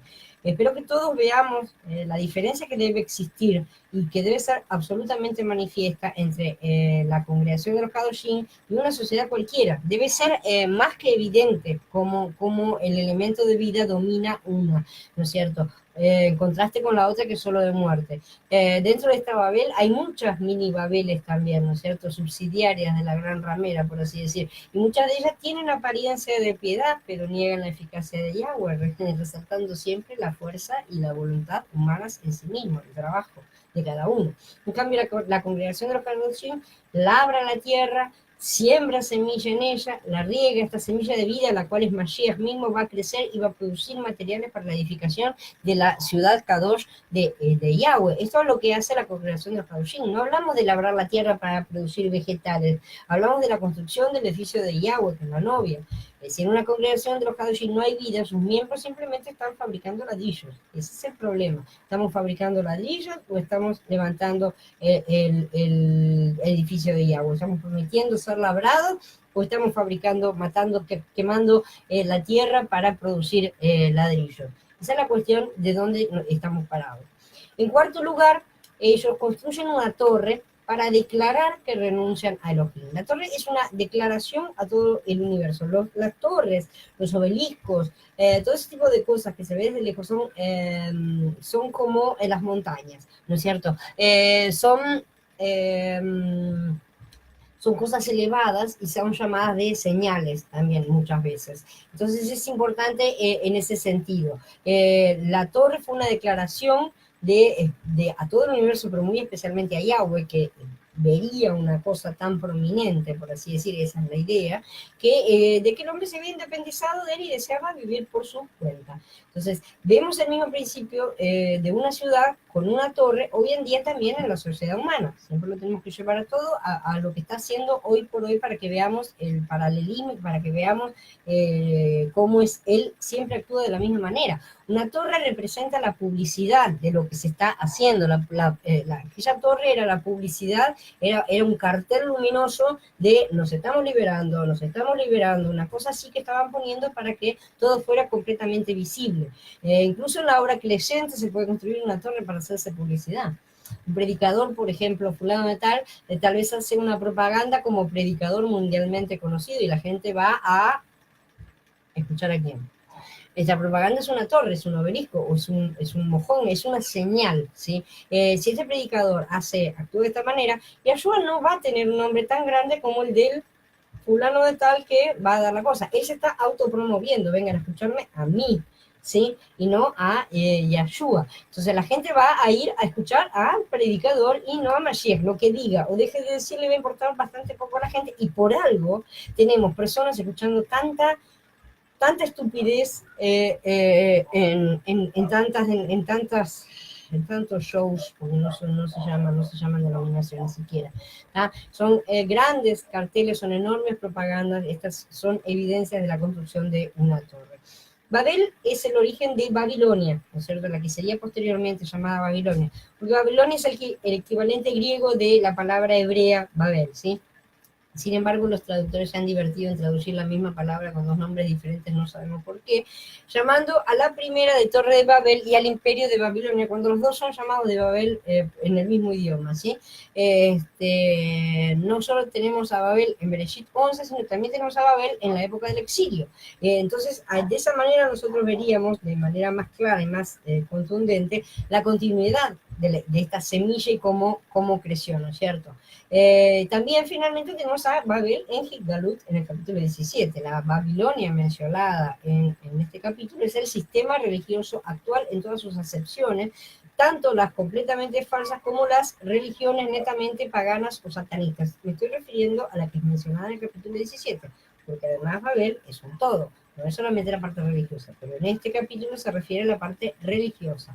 Entonces, se refiere a todo el sistema religioso actual con todas las acepciones que se les puedan ocurrir, tanto las que son súper falsas, ¿sí? Como las que tienen algún elemento de verdad. Y en ese lugar caen el cristianismo, el judaísmo, el mesianismo, el islamismo, todo lo que tiene algún elemento, pequeño elemento aunque sea, que está relacionado con la verdad, de cualquier manera también caen en esa gran ramera, ¿no es cierto? Hoy en día muchos creyentes han tenido la gracia de tener los ojos abiertos, ¿no es cierto?, a esta realidad. No obstante, todavía siguen construyendo su propia Babilonia, no solo permanecen en Babilonia, en lo que la están construyendo, quieren edificar sus torres lo más alto posible. Cada uno quiere edificar su torre. Eso es lo que se está viendo últimamente. Cada uno quiere hacer las cosas a su manera y no dentro del consenso del cuerpo como un todo. Por esto no me refiero únicamente a los falsos predicadores, ojo. Estas son las torres más luminosas, por así decirlo, son las más evidentes, las vemos enseguida. Pero hay muchas otras torres y algunas están muy disimuladas bajo apariencia de piedad, que fue lo que se nos fue advertido, ¿no es cierto? Por ejemplo, en la actualidad, un peligro muy real que corren los que están siendo despertados a la restauración son la mayoría de grupos mesiánicos de origen judío.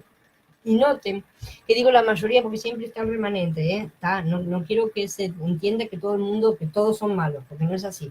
Pero realmente son los menos y personalmente yo solo he encontrado individuos que han salido de los grupos, porque los grupos son siempre sectarios y no tienen todo lo correcto. Generalmente son individuos, individuales, ¿no es cierto? Me refiero a los mesiánicos de origen judaico, no a los que han salido del cristianismo y han fundado sus quejilas y lo que sea que se les haya ocurrido. Me refiero a los de origen judío mismo. Estos grupos, en un 99%, aceptan a Yeshua como maestro, pero no como deidad, ¿sí? Ni aceptan su encarnación ni su trabajo de salvación. No necesitan creerme en mí, pueden ir a sus sites y verificar la creencia que tienen al respecto de quién fue Mashiach, porque todos lo nombran y parece que lo aceptaran, pero lo aceptan como un ser humano que fue. Estoy hablando de la mayoría y siempre son mesiánicos de origen judío, no los cristianos. Los cristianos sí, por supuesto, vienen de una creencia en la cual ya creían en Mashiach, entonces evidentemente no van a tener ese problema. Me refiero a los otros, la mayoría tienen ese problema y mucha gente, lamentablemente, que ha ido a estos grupos buscando las raíces hebreas, han terminado descreyendo de Mashiach y han terminado cayendo de la gracia, definitivamente. Son cosas bastante graves, son peligros reales. Estas son torres peligrosas, ¿sí? Y este no es el caso de los grupos que se han puesto el título de mesiánicos que vienen del cristianismo. Repito, esos son diferentes totalmente. Estos vienen con la creencia de Mashiach y no tienen ese problema específico que estoy mencionando, tienen otro. Entonces, podemos encontrar muchas torres, lamentablemente, siendo edificadas en todas partes, inclusive en la parte de los creyentes, por así decir, muchas tienen apariencia de piedad, pero la novia es completamente diferente. La novia no es edificada con ladrillos, sino con piedras preciosas, y eso se ve. Eso se nota. Las piedras no son ladrillos, son piedras labradas con la propia mano del Creador, ya lo sabemos, para morada de Yahweh en el Ruach. Nos dice Éfeso y en el capítulo 2. No edifican en el alma, sino que edifican en el Ruach. Y la diferencia se ve en los frutos de la novia y no en los frutos de cada piedra. ¿Sí? La ciudad de Babel es semejante a una tumba, evidentemente, y la torre es como su lápida, ¿sí? Es como una tumba y la lápida. Si la tumba no tiene una lápida, está incompleta y nadie la ve. Todo el mundo la puede llegar a pisotear, pero levantando una lápida, enseguida todo el mundo la ve y llama la atención. Cuando la gente levanta una señal para hacer propaganda, debería darse cuenta de que en realidad estás levantando una lápida, porque lo que está construyendo es muerte. Finalmente lo que hicieron también ahí fue querer hacerse un nombre para negar el nombre de Elohim. Hacerse un nombre propio, decir, no quiero llamarme más con tu nombre, no quiero pertenecer más a tu familia, me voy de casa, ¿está? Así, un corte total. Entonces construyeron una torre para hacerse un nombre. En su tentativa de hacerse un nombre, negaron el nombre de Yahweh, es decir, lo negaron a él mismo, por sí mismo. Lo que más ofendió a Yahweh fue el propósito realmente con el cual construyeron la Torre de Babel, hacerse un nombre para el hombre, porque en realidad hacer un nombre para el hombre significa negar el nombre de Yahweh, sacárselo de, cambiarme el apellido, por así decir, cambiarme el nombre. Me voy al registro y me cambio el nombre, no me llamo más como me llamaste. No quiero tener más tu nombre, me voy a poner otro. Si leemos detenidamente en el capítulo siguiente, en Bereshit 12, vamos a descubrir que cuando Abraham entró en la buena tierra, no edificó una torre para hacer su nombre, él construyó un altar para invocar el nombre del Eterno.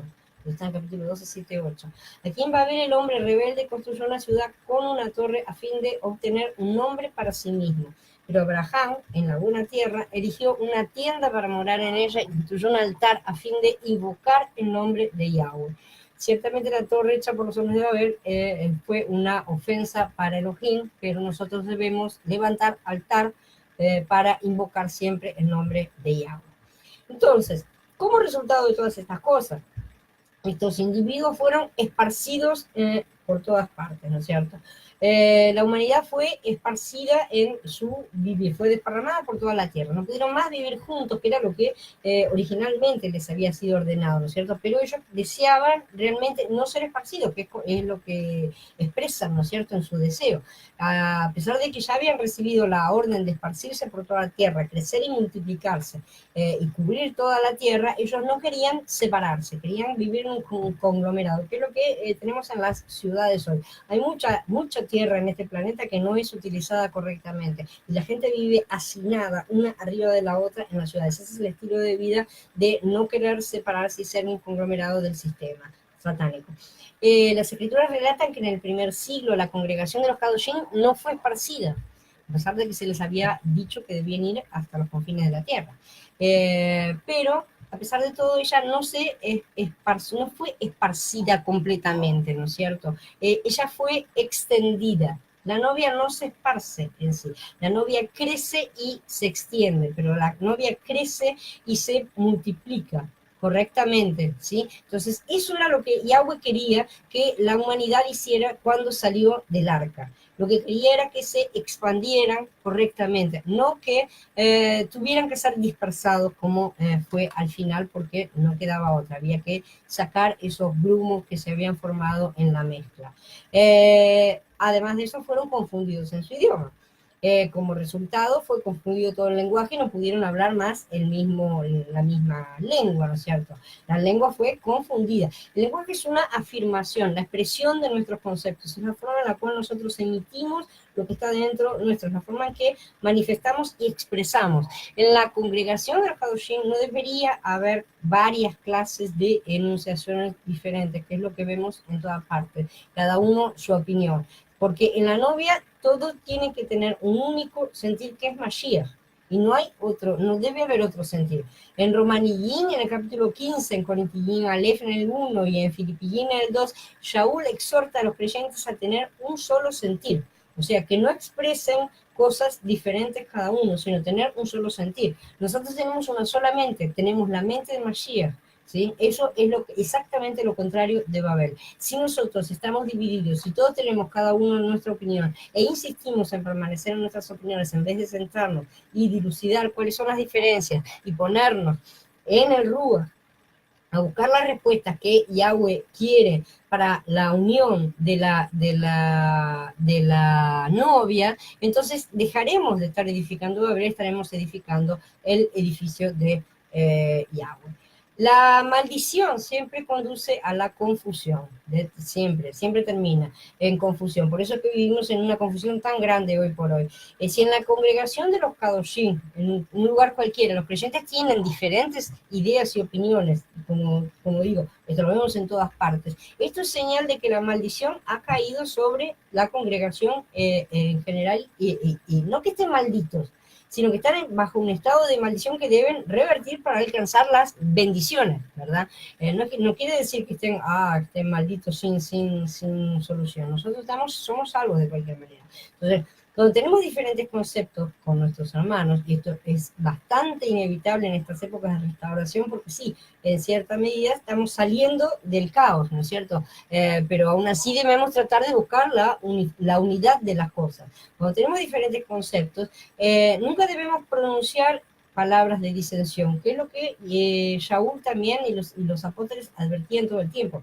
Esto no significa tampoco que debamos ser idénticos a los demás, ni mudar nuestras ideas a las ideas que tienen nosotros, ni ellos a las nuestras, ¿no es cierto? No tenemos que convertirnos en calcos unos de los otros tampoco, no se trata de eso, de la misma manera que Elohim mezclándose en nosotros, no quiere decir que nos anule, nosotros tampoco debemos anularnos los unos a los otros, significa tener un consenso en el Ruach, unirse en el Ruach, eso es diferente.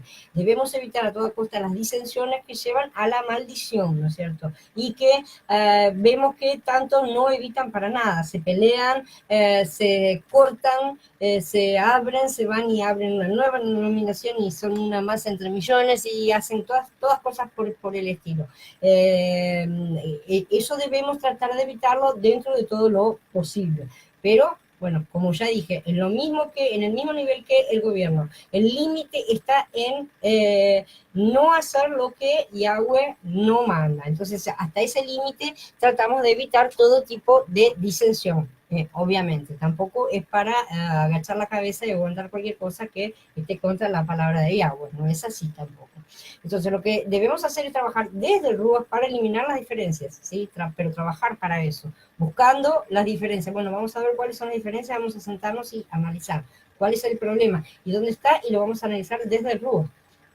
Solo cuando todos los miembros estamos en el Ruach al mismo tiempo podemos estar en verdadera unidad. Si uno está en el alma, ya estamos rotos. Pero en ese momento, cuando estamos todos en el Ruach, podemos tener un mismo parecer que es Mashiach en nuestro interior. Si manifestamos a Mashiach, Mashiach resuelve todas las cosas, ¿no es cierto? Por supuesto, una vez más, insisto, esto no quiere decir concordar con paganismo, con errores doctrinales, no tiene nada que ver con eso. Contra esas cosas uno debe oponerse y de forma firme, pero sí debemos aceptar que el único que da ojos y oídos y los abre es el Ruach, no nosotros con nuestras predicaciones o exhortaciones. Entonces también debemos tener paciencia unos con otros. En la vida de congregación de los Kadoshim debemos mantenernos alerta también, no tratar de diferenciarnos ni de sobresalir tampoco demasiado, porque estas son cosas del alma. A veces son evidentes, a veces son bastante evidentes, pero a veces no son tan evidentes. Una persona puede tener una apariencia de gran humildad y aún así no estar moviéndose en su alma y no lo nota, no se da cuenta. Eso no quiere decir que sean engañadores, sino que están engañados, ¿sí? Porque no lo notan, lo estoy diciendo. Hay algunos que sí son engañadores. Sabemos que hay engañadores, hay lobos disfrazados de ovejas. Pero no estoy refiriéndome a eso, sino que estoy refiriéndome a personas que aún no han visto su andar en el alma, o no han comprendido toda la cabalidad de su andar en el alma y no han visto algunos aspectos, ¿no es cierto? Pero nada de lo que digamos servirá si el Ruach mismo no le abre sus ojos y sus oídos. Nosotros podemos estar hablando todo el tiempo y esa persona va a ser una pared delante nuestro y no va a recibir, porque no somos nosotros los que abrimos, ¿no es cierto? Entonces es él el que determina los tiempos de cada persona. Estas personas pueden ser difíciles de abordar, aun si lo hacemos en amor, porque siempre tienden a negar la situación, no porque sean rebeldes, aunque lo son, sino porque no ven la luz del Ruach. Están en sus almas, por lo menos en ese aspecto, aunque pueden no estar en otros, ¿sí? Pueden no ser. Entonces, no intentemos exhibir inteligencia o ser demasiado susceptibles con ellos, ¿no es cierto? No intentemos mostrar que somos mejores, ni más grandes que los otros, ni que no intentemos de esa manera. La persona más perspicaz es aquella que recibe la bendición, y recibir la bendición depende del hecho de estar hablando la misma cosa, para que las dos personas estén en unanimidad. Entonces, tratemos a las cosas con calma y cuidado.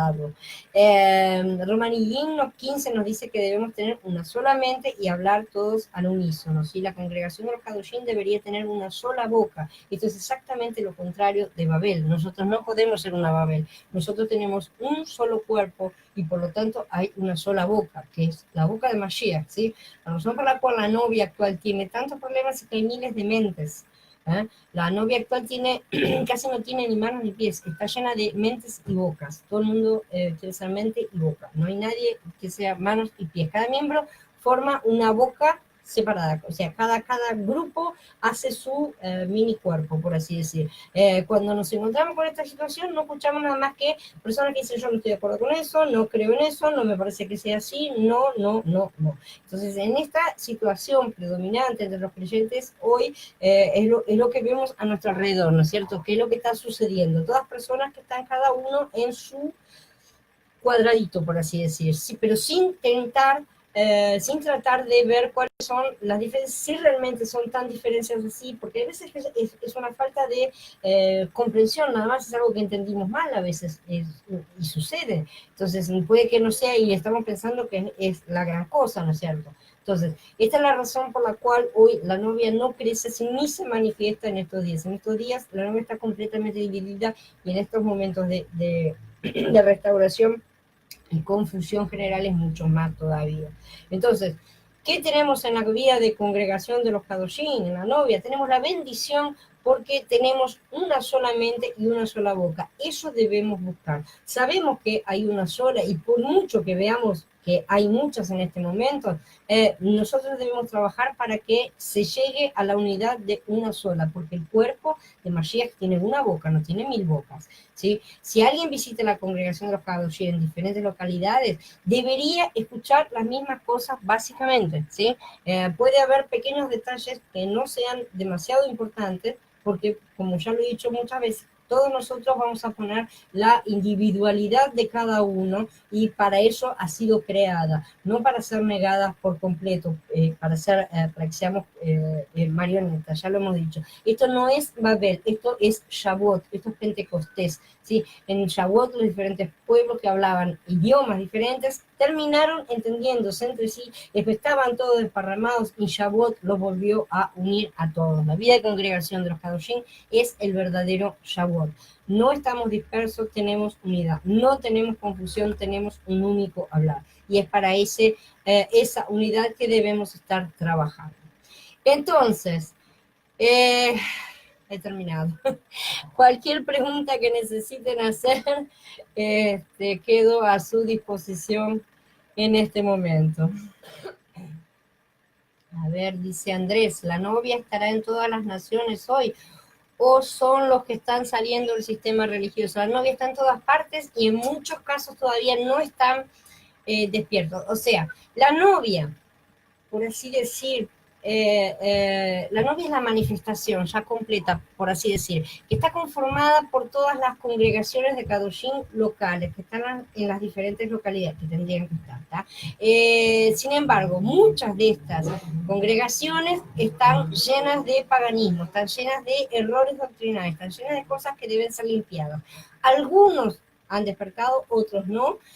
Algunos están limpiando, algunos están limpiando más, otros limpiando menos, otros no están haciendo nada. O sea, esa es la etapa de transición en todas las transiciones. Siempre sucede lo mismo. En todas partes cada uno tiene sus tiempos, Yahweh es el que da los tiempos y el avivamiento para cada uno para ir resolviendo estas cosas, pero todo va a suceder, todo está siendo realizado realmente bajo su control. Nosotros debemos pensar que todas estas cosas están siendo para la edificación y unidad de la novia. Él dijo que nos iba a reunir a todos.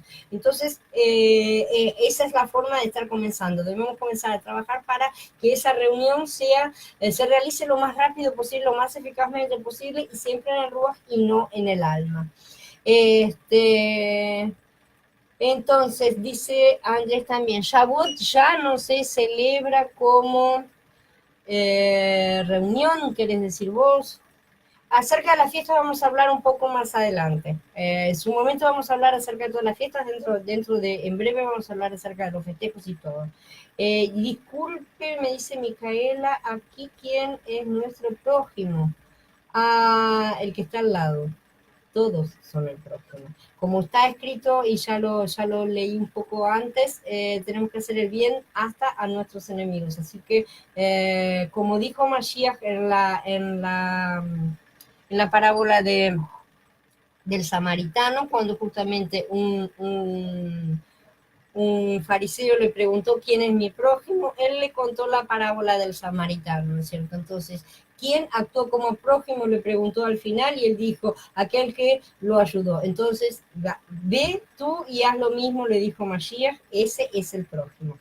El que actúa con el otro como si fuera uno mismo, ese es el que está actuando con los demás como prójimo. El prójimo somos nosotros mismos, reflejados en los demás, ¿sí? Para bien o para mal también, porque en algunos casos nosotros también hemos sido bastante negativos en nuestra vida pasada, de manera que por eso se nos pide que amemos a todos, a los buenos y a los malos. ¿Alguna otra pregunta? Entonces en las próximas charlas vamos a estar viendo... Déjenme ver. Bueno, en la próxima charla todavía vamos a hablar acerca de la Torre de Babel, porque hay más todavía sobre este tema, es muy largo, vamos a seguir hablando de la torre en sí, de las consecuencias de la torre, gracias a ustedes.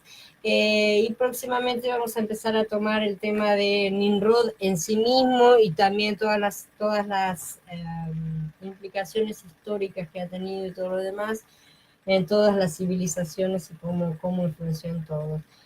Dice me dice César, la novia tiene que santificarse cada día y hasta que sea Mashiach el que la purifique del todo. Ahí todos seremos uno con él y haremos el clamor de que regrese nuestro amado. Justamente, esa es la idea. Nosotros debemos ya estar uniéndonos, ya debemos, o sea, si el propósito del Ruach es unirnos, insistir en quedarnos separados es estar revelándonos de una forma o de otra. Entonces, a pesar de que sí, realmente estamos en un periodo de transición, no estamos hablando tampoco de unirnos a nivel de vamos a juntarnos todos juntos a vivir en un lugar. No se trata de eso. En la parte física se ocupará él y no sé cómo lo hará. Eso para mí escapa. Entonces, pero lo que sí es, nosotros tenemos que estar buscando esa unidad en el Ruach dentro de las congregaciones. Nosotros tenemos que ver que toda esta etapa de grandes confusiones y grandes disensiones que hay entre tantos debe ser superada. ¿Cómo puede ser superada esa etapa? Como lo que estamos haciendo en este momento ahora, estamos recorriendo las escrituras, limpiando cosa por cosa. Por eso a veces les digo, en su momento lo vamos a ver, porque hay cosas que no me las ha mostrado por completo todavía.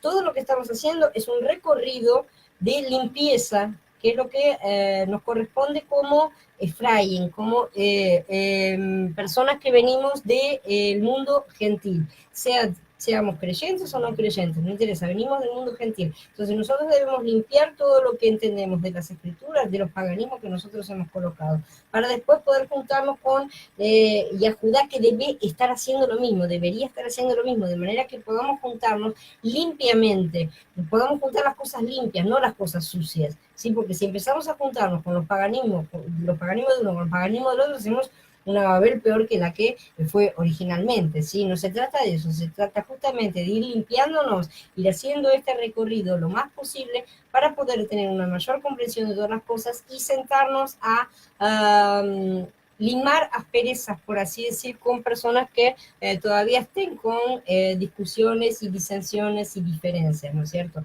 De manera de poder llegarnos más unos a otros y conseguir esa unidad que no es un deseo nuestro, sí, es un deseo del Padre. Dice Laura, a eso se refería Mashiach cuando dijo que todos los que creen harán cosas más grandes que las que hacía él cuando nos reunamos y sea la novia revelada. Exactamente, a eso se refería. Se refería a que nosotros tendríamos en nuestro interior al Ruach, ¿sí? Pero si nosotros tenemos al Ruach, no seríamos muy diferentes de lo que Mashiach mismo era, ¿sí? Porque él también estaba lleno del Ruach, ¿no es cierto? Entonces no seríamos demasiado diferentes, pero nosotros también tenemos la novia, tenemos el cuerpo entero, tenemos una forma en la cual tenemos que aprender a interactuar unos con otros de forma de cuerpo, de forma que estemos todos interligados y esa sea la verdadera sociedad de Yahweh, esa sea la verdadera ciudad que Él desea levantar. Les agradezco a ustedes. Gracias, serán dados los besos a los nietos, mañana los veo, así que serán dados. ¿Alguien más tiene alguna pregunta? Si no hay más preguntas, voy dando por encerrado. Hoy fue un poquito larga la charla. Estas charlas que se vienen son un poquito largas, porque realmente es mucho el tema, pero bueno. Realmente yo creo que es altamente satisfactorio, ¿no es cierto?, lo que estamos aprendiendo y que Él nos va revelando y debemos ir incorporándolo cada vez más para que se manifieste en el cuerpo, no solamente en nosotros mismos. Entonces, yo los espero el domingo, si Abba quiere y Él permite. Vamos a dar la siguiente charla de este mismo tema. Vamos a seguir viendo, como ya dije, más de la Torre de Babel. Los espero a todos el domingo. Shalom a todos, hermanos, y muchas gracias por estar presentes.